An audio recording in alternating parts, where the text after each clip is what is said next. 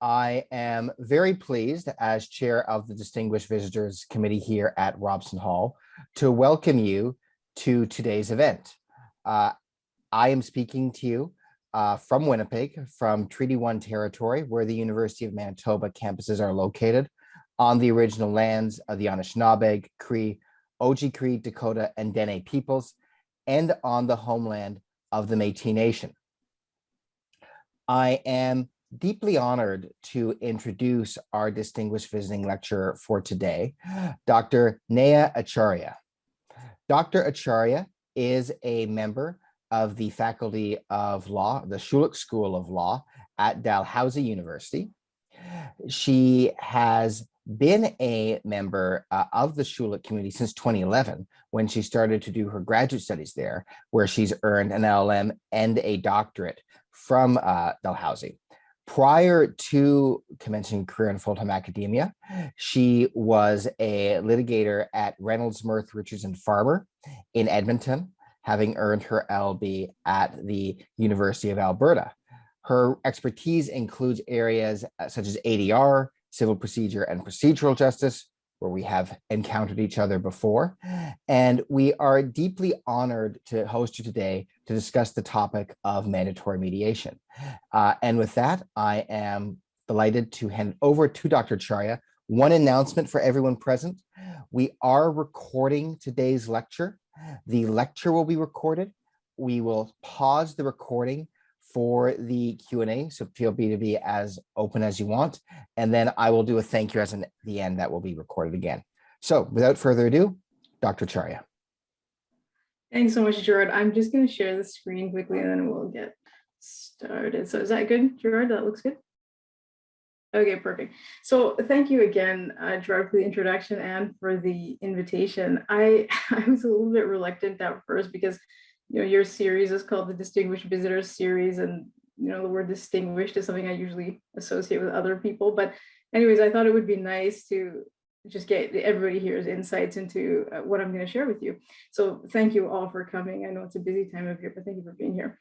So recently, in the last 3 years-ish, I've been finding myself pretty drawn to ADR and especially mediation. So I thought what I'd do is share some of my current thinking on this topic, and hopefully that will lead to a lively discussion. So let me start. I want to start by telling you my concern, but let me start more with telling you what I kind of loved the most about ADR and mediation.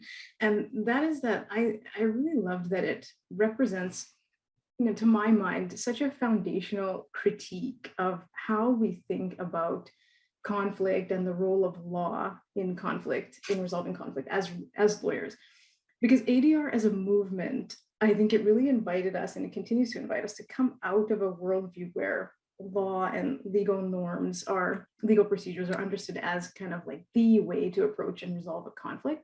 So the more that I have understood about mediation, the more I have kind of come to realize its tremendous potential for being a really meaningful, transformative way of resolving disputes that has a certain type of flexibility or responsiveness, and as you could say, like kind of like a dignified self-determination possibility in a way that adjudication just can't really offer. So I was very glad to learn that, since the beginning of the contemporary ADR movement in the 70s and up into the 80s and 90s mostly, and into now, ADR has been increasingly embraced within civil justice. I think that's a great thing. But at the same time, I felt uneasy about a few things the more I learned about ADR and mediation. And so what I want to focus on is my uneasiness around this question of mandatory mediation, or mandating it through civil procedure rules. So it may be kind of counterintuitive for somebody to really recognize the value of mediation, but then also be skeptical of rules that say that you have to mediate before you can fully adjudicate, and rules like that exist in different jurisdictions internationally and in Canada. So it's something, and it's that idea of mandating mediation is something that I think it can seem very tempting, especially given that mediation tends to result in a quicker outcome, which is helpful from an access to justice perspective. So I want us to see if we can get into this debate around whether mandatory mediation is really a good idea. So my basic question is, is mandatory mediation a legitimate procedural element in the civil justice process? So for me, the way that I approach that question is to start with the more foundational question of, well, what makes civil justice legitimate in the first place? And then we can assess how mediation fares against that criteria. So determining the legitimacy of civil justice as a process has been a bit of a preoccupation of mine since my master's and doctorate. And I tend to arrive at being in agreement with people who will say that a legitimate legal process is one that demonstrably recognizes and tries to authentically uphold equally everyone's human dignity. So I don't think that's particularly controversial, probably, but so for me, that fundamental value of equal recognition of everybody's dignity is the real core of a valid legal system that deserves the authority that it asserts on all of us. So that's my basic premise. So in order for a legal system to be legitimate, it's got to respect everybody's dignity equally. When it falters on that, legitimacy is reduced. When it does really well on that, legitimacy is enhanced. So then the analysis goes into how does mandatory mediation fare then with respect to legal legitimacy in terms of upholding everyone's human dignity. And I have found that framing to be helpful for this debate. So I have a kind of foundational thesis on that question. And that foundational thesis then has a couple of other kind of like associated lines of thinking or angles of thought that kind of go along with it. But the main concern for me is that mandatory mediation's problem is a problematic hindrance to our procedural right to have a dispute adjudicated on the basis of the rule of law alone. And so I'll get into that in more detail, but I just want to introduce, so that procedural right is compromised, I think, through mandatory mediation. And that's true even if the mediation program that is being mandated is perfectly ideal. So, but that brings me to the other associated angles that I find relevant to the analysis. And so the second angle is that court-connected mediation isn't usually ideal because it tends to center around efficiency. So let me just show you some quotes here that indicate that centrality of efficiency. You can see them from different mediation programs in different jurisdictions. These are just a random kind of sampling of efficiency quotes. So the court system is complicated and expensive and it takes a long time. You see a lot of efficiency theme running through. So there's an emphasis on efficiency, but and that emphasis is valuable in certain ways. That, efficiency is a valuable norm for us to care about, but studies have also seemed to indicate that the emphasis on efficiency can result in pressuring and coercing settlement.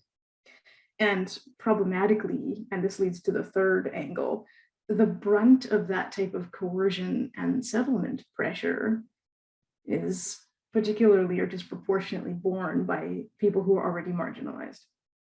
So when you take all of that stuff together, even individually, but when you put it all together, I think that reveals that there is potential, at least, to cause damage to human dignity if mediation is mandated. But at the same time, I want to just be clear that my view is that mediation has a significant role to play within civil justice, because if it's incorporated well into a civil justice system, then it can enhance human dignity and therefore enhance the legitimacy of the civil justice process. So what I want to do is kind of go through each of these little pieces of the analysis and then end with what I think might be, the beginnings of a viable way forward where we have unhindered access to the adjudicative system and also the availability of good mediation that is responsive to some of these problems, or that can be best responsive to them. So let me dig into these angles a little bit more deeply. So as I said, my first concern is that the discourse around mandatory mediation sometimes essentializes or reduces adjudication to being something like an annoying, cumbersome, expensive, sometimes hurtful because of over adversarialism process. which it is, all of those things. But I think it's better in this debate to describe those things and understand those things as its ancillary qualities, as opposed to essentializing it to those qualities. And that's important because I think when we define adjudication primarily by those very real, but by those shortcomings, we risk getting a bit cloudy on what exactly we lose when we deny unhindered access to it, because we think, well, what's the big deal? We're just denying you access to this unhelpful, cumbersome system, right? But in actuality, I think we deny something much more fundamentally valuable than that. And so what I think we deny is our procedural right to have our claims tried on the basis of our legal rights or of our substantive legal rights, and only on that basis. And I think we have to interpret ourselves as having those procedural rights, because in order for our substantive rights to have any actual meaning, they have to be accompanied with procedure that is designed to actually administer those rights, centrally designed to that. So in other words, substantive rights have to be accompanied by corresponding procedural rights in order for rule of law, or the rule of law ideal, to exist. Because imagine a society that had a bunch of agreed upon norms, so that is laws, but the only system of resolving disputes is through something like mediation, where the outcome is not contingent on those laws. In that type of society, laws are essentially, they become kind of no different really from other societal norms. So they don't have any particular value as laws. So any protections that the laws offers is not going to be pragmatically there in that type of system. So that may work in small, kind of simple societies, but in pluralistic, complex societies that exist now, that type of lack in rule of law seems to me to be problematic and quite potentially disastrous. So the pragmatic value of adjudication and rule of law is, for me, kind of undeniable. And then normatively, the rule of law is, to me, in my interpretation, it's the promise that when the legal system exercises its authority, it is going to do so equally and fairly. And that allows us then to live autonomous, dignified, free lives within the confines of an authoritative legal system. And adjudication is essential to that. So when there are rules that diminish the procedural right to unhindered access to adjudication, that kind of set off my spidey senses, because that seems like an overstep of legal authority, in the sense that it's using law to hinder access to a legal right. So this is the understanding of adjudication and its role in maintaining the rule of law that I think is an important starting point for sorting out, okay, how should we then introduce mediation, or how should mediation exist within civil justice? So before I go on, I just want to be very clear here again that my argument is not that adjudication and rule of law guarantees the best possible outcomes in substance. It may not do that even often. But that's the argument isn't contingent on that. The argument is just that the adjudicative system is essential for rule of law, and rule of law is also essential. So in the sense that if any one of us feels like our legal rights have been compromised, then we have a right, I think, to say that I want the law, and only the law, to govern the resolution of my dispute. And we shouldn't have to justify that or undergo some other process first. So my basic idea or approach to this is that forcing someone to try informal dispute resolution, or making them ask for permission to adjudicate directly, is, in my view, a denial of dignity that really can't be considered procedurally legitimate. But there are counter arguments that are important and powerful. And so let me just try to address some of them. So I don't want to risk over grouping the counter arguments and losing their nuance. But I think that the basic line of counter thought is that mediation has potential for tremendous benefits for people. And this includes cost and time savings, both for individual parties, but also systemically. And that helps, as I said, with access to justice. And also as a process, it has a lot more room than adjudication has, in the sense that it can give parties a chance to really come to an understanding of one another, and to truly counter-responsive solutions, that adjudication and strict adherence to just rule of whatever the law is can't always offer, or can't ever offer, maybe. So, and plus, importantly, mediation allows parties to self-determine their outcome, which is huge. And so, as a result of all of those potential benefits, it actually affords more dignity to participants than the adjudicative system, which ultimately depends on an authoritative outside authority saying you better do this or else. So I agree that all of that. Oh yeah, so human dignity is something that can be well associated with mediation. So I agree that all of that potential exists within mediation. I think that potentiality is very much there. And just as in a personal note, I think it is a better way to approach conflict and conflict resolution than adjudication, or at least it definitely can be. And these benefits, these potential benefits, really justify, in my mind, putting significant resource into court-annexed mediation programs to ensure that they're good, they are well studied, they are readily available, and to put resource into encouraging their voluntary use. But these benefits don't justify mandating mediation still. And so let me just explain that. So my first issue is that the benefits that proponents speak of are potentialities. So mediation can result in all of this. There's no doubt about that. And proponents might be arguing then that mandating it means that we get parties into mediation who wouldn't voluntarily engage in it, because that's who we're trying to reach through mandates, right? The people who are voluntarily going to use mediation don't need the mandates, but we're trying to reach those who wouldn't volunteer, so the reluctant parties. So they can, despite their reluctance, be beneficiaries of all the benefits of mediation.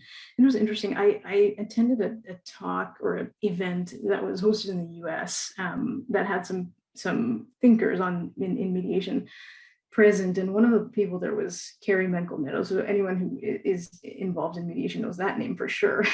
She's kind of like the grandma of the field. But I was asking her at that, what do you think about mandatory mediation? And she said it's something that she actually changed her mind on, because at first she was offering, I think, maybe something akin to what I'm saying here, which is it's better to be cautious about that.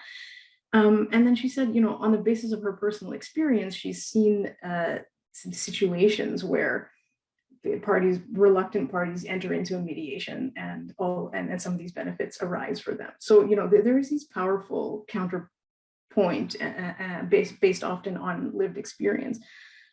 But problematically, though, I think the true substantive benefits don't always manifest, because, as I said earlier, court-annexed mediation is usually structured around an efficiency norm. And the result is a sentiment that what's important is getting settlement, and not necessarily engaging people in authentic, transformative dialogue and effecting true empowerment, self-determination, which are the real meaty benefits of mediation. So the emphasis on efficiency, and studies seem to indicate this, can result in various types of coercion, where mediators kind of just evaluate the case and say, okay, look, you need to settle, and you need to settle now. And that's quite a reductive and coercive version of mediation, but not uncommon, don't think, in court-annexed mediation programs.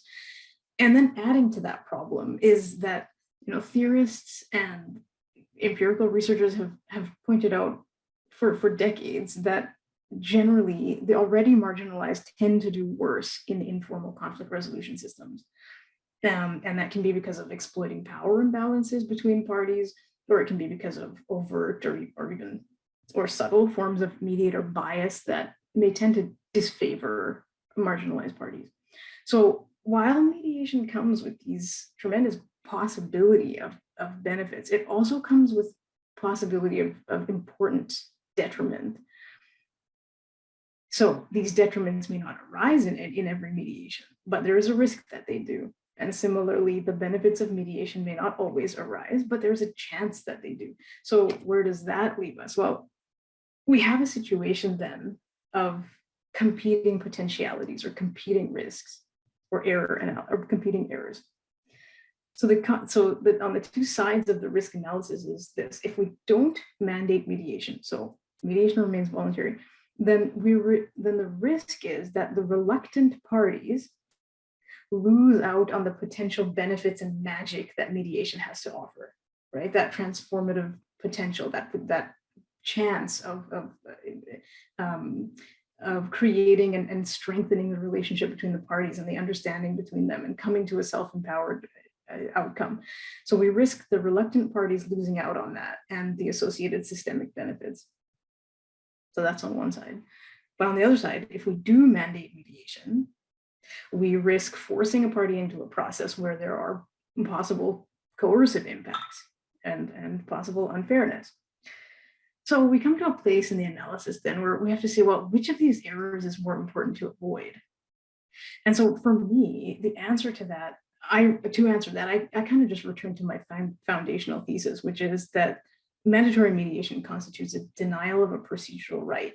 So that's what must be avoided.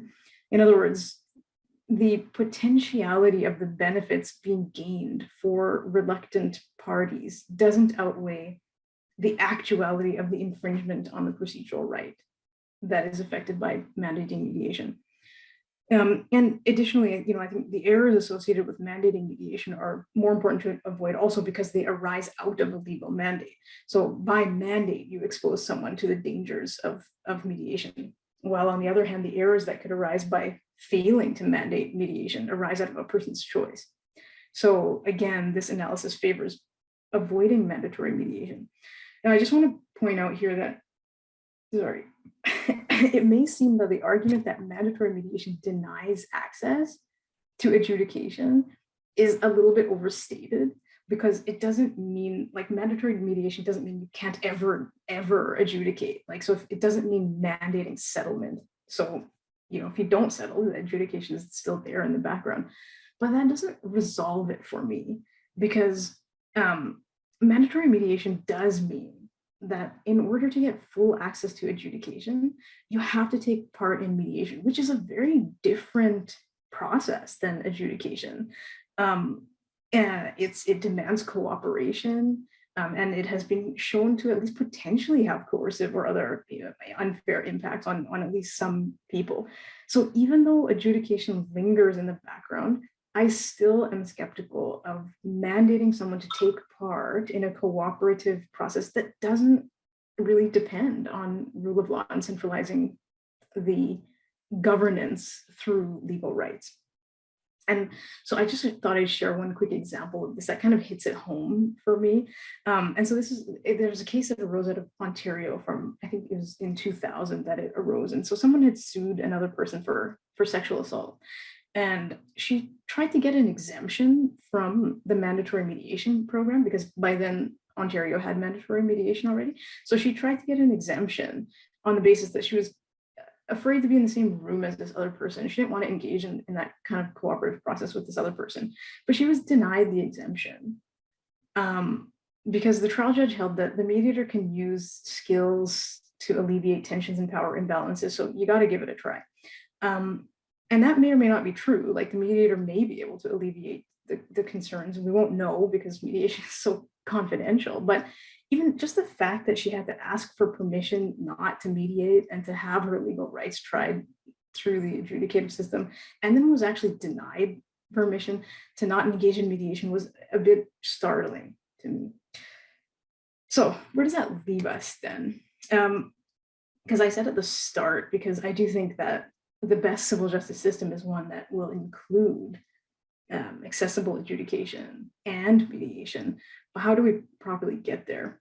So, there's two kind of pieces to it. And I think at the conceptual level, which is the thrust of the paper that I've shared with you here, is that we need to recognize that while it has significant flaws, access to the adjudicative system is a procedural right that shouldn't be compromised. But that in no way suggests that adjudication is the only way or the best way to approach conflict, that those two don't have to go together. So simultaneously, I think it's important to recognize also that mediation is not just an efficient way of getting rid of disputes so that the dockets clear up.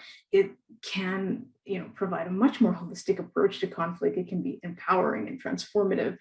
and it can lead to, at its best, consensual and self-determined outcomes. So clearly recognizing these things about both processes, I think, is the necessary conceptual starting point. And so if we start from there, I think that invokes certain practical things that several legal institutions could consider.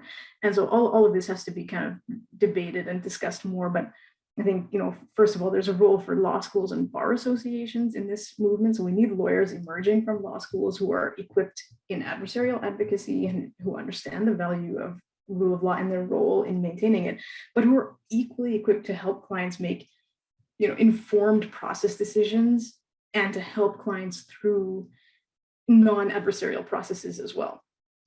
And similarly, bar associations should emphasize non-adversarial skills as well, so that lawyers don't usurp mediation and just make it into another kind of adversarial game, which some writers have talked about. So, then there's great resources already there as a starting point for these things. Like Michaela Keith and her co-authors have talked about shifting into mediation advocacy and have offered some practical skills. So there are starting points already. Along with law schools and bar associations, I think the courts have a role in this. So first of all, they have a role, I think, in ensuring that their roster of mediators are trained in a way that recognizes that successful mediation is not just about settlement rates, and to recognize the risks associated with incentivizing settlement pressure. So they should also ensure bias training and try to diversify the pool of available mediators. Similarly, even for those jurisdictions, which I think includes Manitoba, where judges act as mediators, which is similar to what we have in Nova Scotia, there should be training for judges also in mediation. And from my understanding, at least here in Nova Scotia, that training is not very extensive at all. I think it's like a half-day seminar or something. And at least anecdotally here in this jurisdiction, it's clear that different judges approach settlement conferences and mediation conferences very differently from one another. So there's a lot of variance in how those are taking place. And often it seems that judges kind of approach it as judges, so more as kind of like an evaluation of the case and to give a pronouncement on it, as opposed to prioritizing the things that make mediation special, which is dialogue and empowerment and self-determination. So, that type of training and understanding is helpful. I also think the courts may have a role in providing public education around what mediation is and what it will demand of the parties and what it can offer to people who choose it.